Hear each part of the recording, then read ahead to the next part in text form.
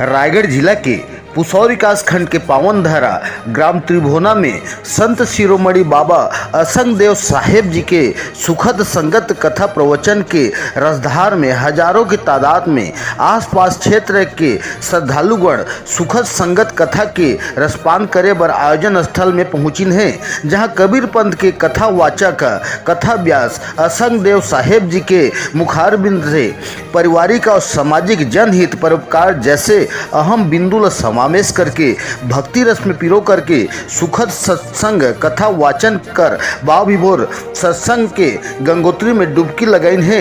जहां सत्संग कथा आयोजन स्थल ठौर में रायगढ़ जिला सहित उड़ीसा अंचल क्षेत्र के भक्तगण पहुंच करके सुखद सत्संग के रसधार में अपन अपन योगदान घलो दिन हवे।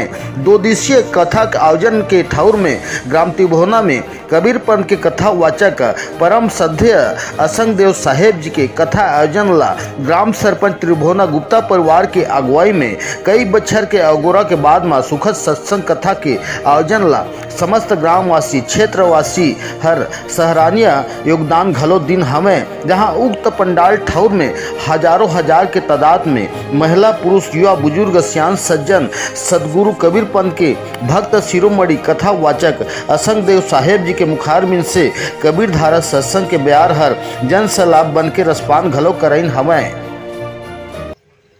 श्रीमद् भगवत गीता में श्री कृष्ण भगवान ने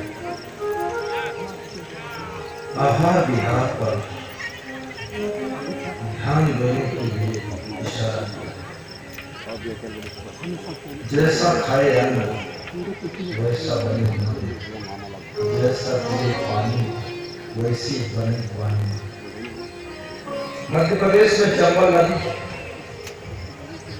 जो चंबल नदी के किनारे गांव, उन गांव में बसने वाले लोग